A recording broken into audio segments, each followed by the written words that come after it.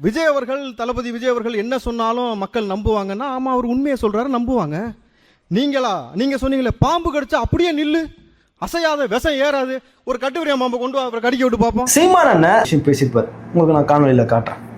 எங்க அப்பா சொல்லி கொடுப்பாங்க, நாங்க ஆடு மாடு மேய்க்க வாழது, தேலு பாம்பு கடிச்சிச்சுன்னா கத்தக்கூடாது, உடனே இல்லைன்னா அதே இடத்துல இருக்கும், அந்த விஷம் அப்படியே நிற்கும்.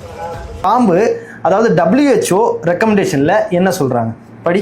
பாம்பு கடித்தவுடன் பதற்றப்படாமல் உடல் அசைவை குறைப்பது என்பது பழமையான ஃபர்ஸ்ட் எய்ட் எண்ணத்துடன் ஒத்துப்போகும் விஷயம். இன்று WHO-வும் நோயாளியை அமைதிப்படுத்தி இம்மொபிலைஸ் செய்து உடனடியாக மருத்துவமனைக்கு கொண்டு செல்ல சொல்கிறது. அதாவது இம்மொபிலைஸ் என்னது?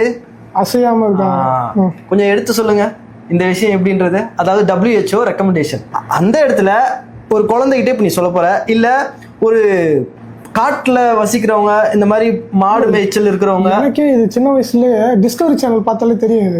அந்த காலத்துல எஜுகேஷன் இல்லாத டைம்ல இதை ஃபாலோ பண்ணிருப்பாங்க, அவ்வளவுதான். அத அவங்க அப்பா சொன்னாருன்னா சொல்லியிருப்பாரு, ஒரு அவதூறா பேசினாரு. இது இப்ப யாரை பாதிச்சது?